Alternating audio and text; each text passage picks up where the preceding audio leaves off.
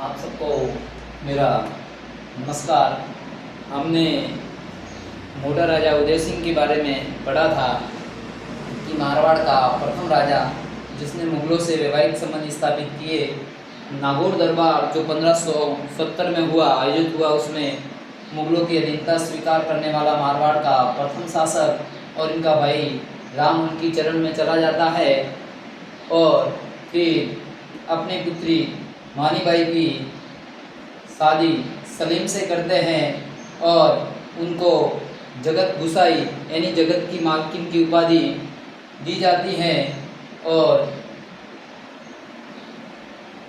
अपने राय कल्ला रायमरोद के बारे में हमने पढ़ा कि कल्ला रायमरोद जो कि शिवाना का क्षेत्र दिया हुआ था, तो कहते हैं कि 1589 में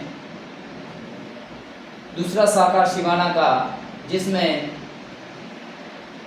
कल्ला रायमरोद ने केसरिया किया और इनकी सगाई रणथंभौर के राजा दुर्जनसाल की पुत्री बानपुर के साथ किया, तो उन्होंने इस शाखा में जौहर किया था। इस प्रकार ये दूसरा शाखा हुआ था। और अब हम मेवाड़ का जो अगला राजा मोटा राजा उदय सिंह के बाद में जो बनता है, उनके बारे में चर्चा करेंगे, जो है सूर सिंह।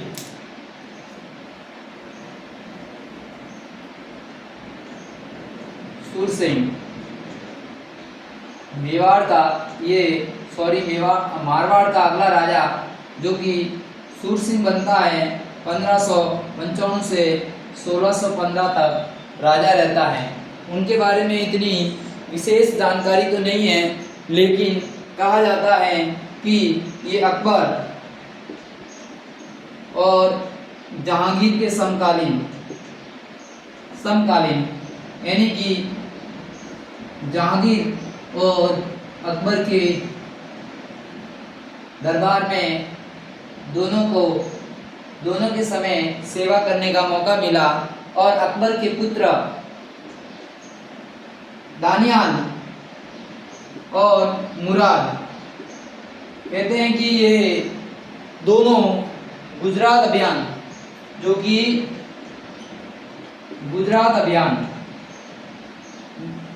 अभियान में गए। उस समय सहयोगी के रूप में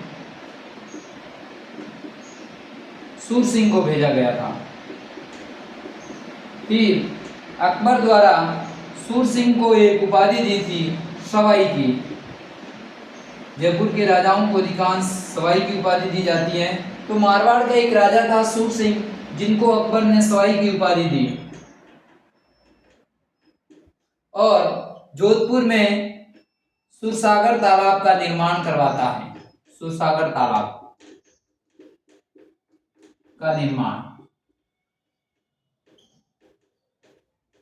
तो इस प्रकार मोटा राजा उदय सिंह के बाद में दूसरा राजा सूर सिंह बनता है, जो कि 1555 से 1615 तक इनका टाइम है। और अकबर और जहांगीर, जैसा कि अकबर 1605 तक रहता है, 1605 के बाद जहांगीर जो 1627 तक वो राजा रहता है, बादशाह, तो उस दोनों के समकालीन था। और अकबर के पुत्र दानियाल और मुराद जब गुजरात अभियान पर जाते हैं, तो इसको सहयोगी सेना नायक के रूप में उनके साथ भेजा जाता है। और अकबर द्वारा सूर सिंह को सवाई की उपाधि दी थी। और सूर सिंह द्वारा जोधपुर में सुरसागर तालाब का निर्माण करते हैं। तो कई बार एग्जाम में आ सकता है कि सूर सिंह को सवाई की उपाधि किसने दी, तो अकबर द्वारा दी। और जोधपुर में जो सुरसागर तालाब है वो उनके द्वारा बनाया। और ये किनके समकालीन थे, और अकबर और जहांगीर के शासनकाल में ये दोनों की सेवा में रहे थे। और इनका समय काल 1555 से 1615 ईस्वी तक। इनके पश्चात इनके पुत्र गज सिंह जी प्रथम 1615 से 1638 ईस्वी तक राजा रहते हैं। और इनके समय के बारे में हम कहना चाहेंगे कि जहांगीर द्वारा इन्हें दल थम्मन की उपाधि दी थी। दल थम्मन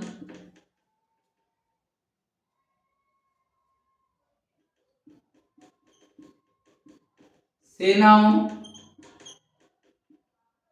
को रोकने वाला। दल थम्मन की उपाधि ये जहांगीर द्वारा इन्हें दी गई थी। और गज सिंह जी के समय के बारे में हम और बताना चाहेंगे कि गज सिंह के 2 पुत्र थे, जसवंत सिंह और अमर सिंह। अमर सिंह छोटा पुत्र था, बड़ा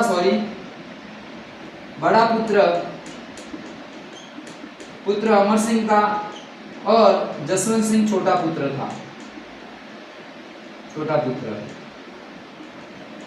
और ये जैसा कि ये जहांगीर और शाहजहां की सेवा समकालीन, जहांगीर प्लस शाहजहां 1627 और 28 के बाद में ये खुर्रम जो शाहजहां के नाम से राजा बनता है।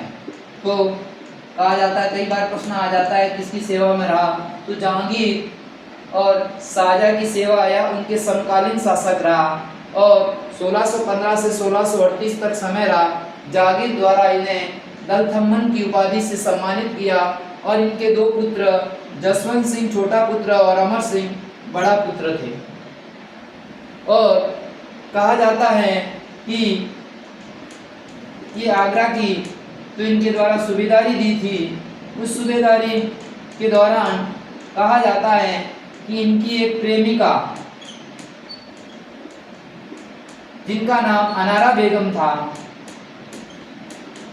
कहते हैं कि अनारा बेगम के प्रभाव में आकर ऐसा कहा जाता है कि जसवंत सिंह जी की तो अनारा बेगम से ठीक बनती थी, लेकिन जो अनारा बेगम है वह अमर सिंह से नाराज थी और अमर सिंह को नहीं चाहती थी। और इसी का ये अनारा बेगम फायदा उठाकर क्या करती है कि अपने गज सिंह जी को अपने प्रभाव में लेकर ये मारवाड़ का अगला राजा अमर सिंह को घोषित न कर जसवंत सिंह को घोषित कर दिया जाता है। अगला उत्तराधिकारी के रूप में मारवाड़ का जो शासक बनेगा वो जसवंत सिंह प्रथम के नाम से रहेगा।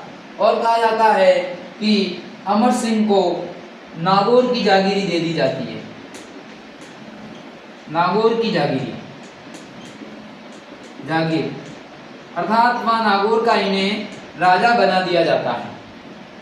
और इनके काल में कुछ विद्वान इनके दरबार में थे जिनके बारे में हम चर्चा करेंगे। तो पहला विद्वान हेम कवि, जिसने गुण भाषा चरित्र की रचना की। कई बार एग्जाम में आ जाता है और आया हुआ भी है कि हेम कवि किसके दरबार में थे, तो महाराजा गज सिंह जी जोधपुर के दरबार में थे और उनके द्वारा गुण भाषा चरित्र की रचना की। और एक प्रसिद्ध कवि जिनका नाम केशवदास गार्डन, जिनके द्वारा 3 ग्रंथों की रचना की, जो कि पहला है विवेकरी वार्ता, यानी ये उपनिषदों पर आधारित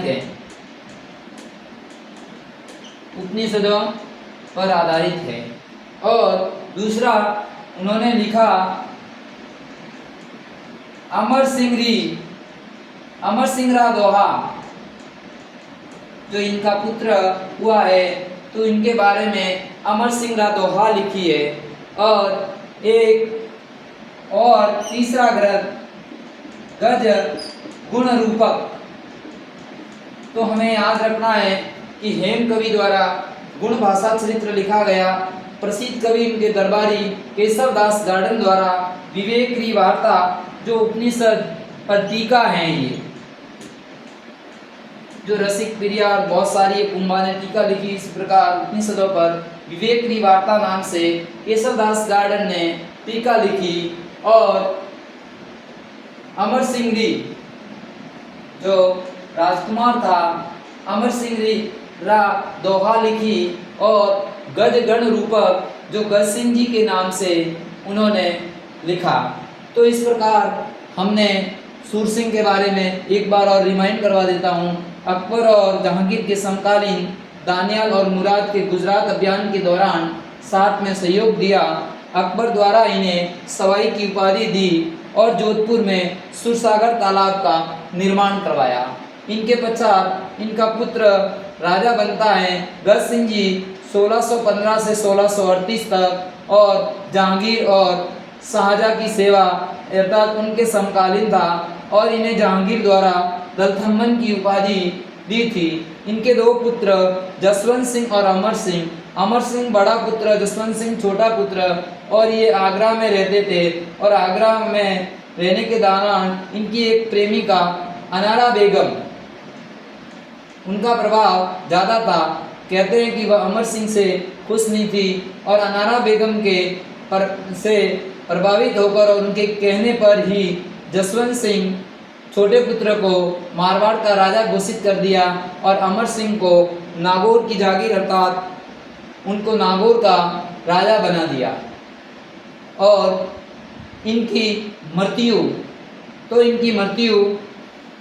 आगरा में हुई।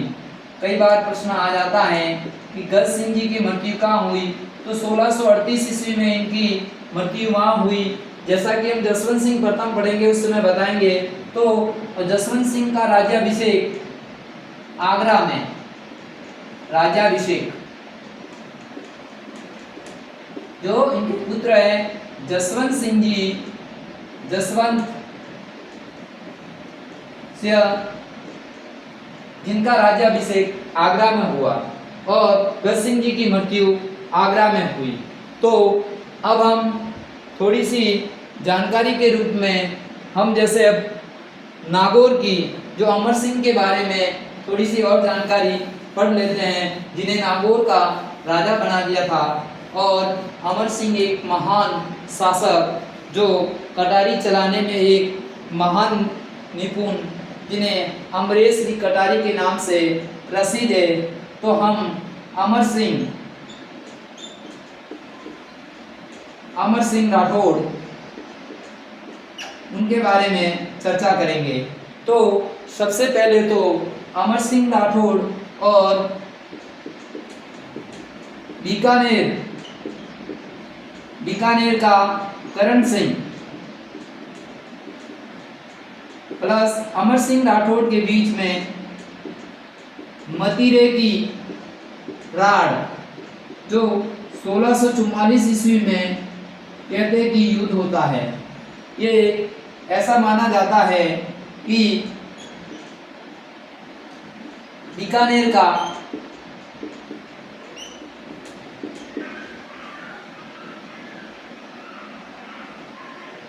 सीलवा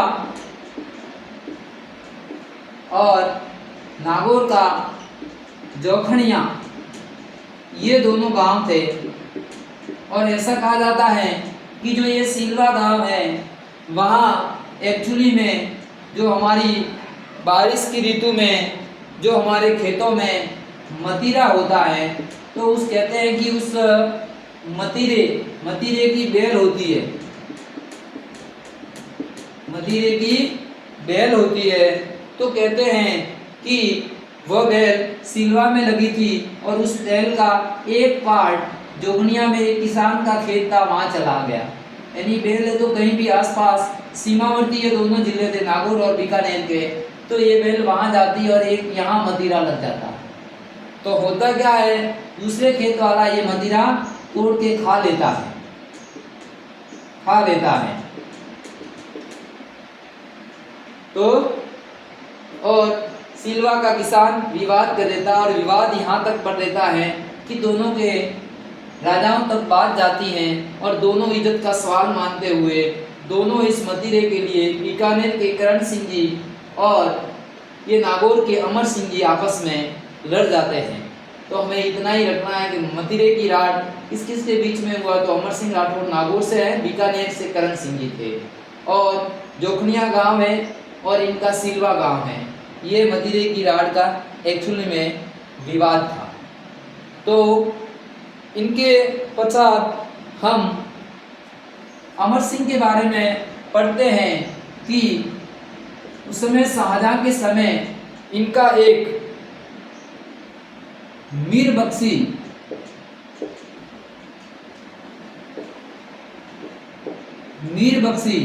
चलो तो कहा जाता है कि इनके समय एक जो था मीर बख्शी जिनका नाम सलावत खां था।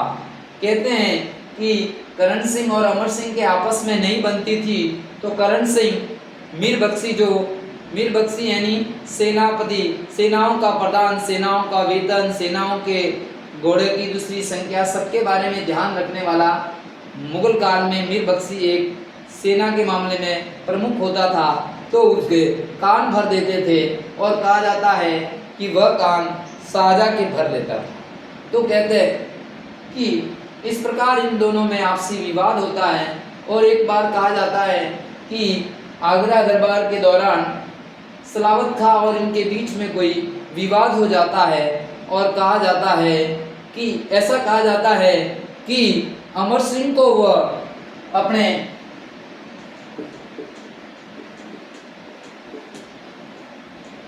उनके मुंह से कोई शब्द निकलता है, ग ऐसा निकलता है, तो वो समझता है कि ये मेरे को गवार कह रहा है और अमर सिंह को गुस्सा आता है और अमर सिंह कटारी निकाल के एक ही बार में सलावत खां को मार देता है। और उस आगरा दरबार में एक व्यक्ति को, जो कि मीर बख्शी को मारना एक हर किसी के बस का नहीं, तो एक मारवाड़ का महान जो नागौर का राजा अमर सिंह एक स्वाभिमान को, तो कहते हैं कि अमर सिंह ने शाहजहां के पीछे भी वह कटारी फेंकी और कहा जाता है कि शाहजहां वहां से भागकर हरम खान में घुस गया। तो ऐसा कहा जाता है कि ये क्षत्रिय की निशानी है कि वह किसी के पीछे हरम खाने में नहीं जाता है और शाहजहां वहाँ चला जाता है और कहते हैं कि इनको समझाते कि भाई विवाद बढ़ जाएगा और वहाँ एक बोखारा दरवाज़ा होते हैं। कहते हैं कि अमर सिंह वहाँ से निकल जाते हैं और अमर सिंह का एक घोड़ा जो बादल होता है उस बादल को लेके वो वहाँ से चले जाते हैं। और फिर कहा जाता है कि अर्जुन सिंह इनको मरवाने के लिए, अमर सिंह को मरवाने के लिए, तो इन्होंने गौड़ परिवार में शादी की थी। तो इनका एक साला अर्जुन दास गौड़ था, उनको ये शाहजहां अपने साथ मिला लेता है और धोखे से अर्जुन दास गौड़ जो उसका साला है उनको मरवा देता है। तो एक महान शासक जिनके बारे में एक दुआ है कि अमरेश्वरी कटार, एक छोटी सी कटार, और शाहजहां खुद कहता है कि यदि इनके हाथ में तलवार होती तो मेरी दिल्ली की बादशाह चली जाती और राठौड़ वंश का अधिकार हो जाता, ऐसा उनके मुंह से कहा जाता है। और फिर कहा जाता है अमरेश्वरी कटार और राज सिंह का भाला, यानी राजस्थान में जो कटार चलाने में माहिर अमर सिंह थे, तो उस समय के एक महान शासक मेवाड़ के राज सिंह भाला चलाने में बहुत निपुण थे।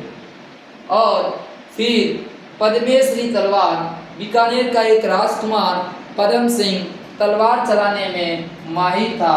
तो ये तीनों की युक्तियाँ अपने राजस्थान के लोकगीतों में भी बहुत फेमस है और प्रसिद्ध है। तो मेरे द्वारा आपको ये जानकारी दी गई और मैं आशा करता हूँ कि ये आपके आने वाले एग्ज़ाम के लिए महत्वपूर्ण है। और जैसा कि सवाई की उपाधि है, दल थम्मन है, जसवंत सिंह की ये गज सिंह जी की प्रेमिका वाला सवाल है। और राजा अमर सिंह कहाँ का था ये आ सकता है। मतीरे की राठ 1644 कई बार आया हुआ किसके बीच में हुआ था। फिर अपने जसवंत सिंह जी का राज्याभिषेक जसवंत सिंह प्रथम का कहाँ हुआ। फिर अपने कवि हेम कवि द्वारा गुण भाषा चरित्र केशवदास गार्डन अमर सिंह रा दोहा और गुण भाषा रूप गज गुण भाषा रूपक गज गुण रूपक और विवेकरी वार्ता जो उपनिषदों की टीका पर आधारित है। तो ये कई बार एग्जाम में आए हुए हैं। मैं आशा करता हूँ मेरे द्वारा दी गई जानकारी आपको अच्छी लगी होगी और प्लीज़ ज़्यादा से ज़्यादा आप श्री उमेद स्टडी पॉइंट और श्रीका स्टडी पॉइंट से मेंबर बने और आने वाले एग्ज़ाम में आप ज़्यादा से ज़्यादा आपको फ़ायदा हो सके। ये मेरा पूर्ण विश्वास है कि जो मेरे द्वारा जो मैटर बनाया जाता है और तैयार किया जाता है, मैं वादे के साथ मैं कह सकता हूँ कि आने वाले एग्ज़ाम में आपके लिए रामबाण साबित होंगे। जय हिंद, जय भारत।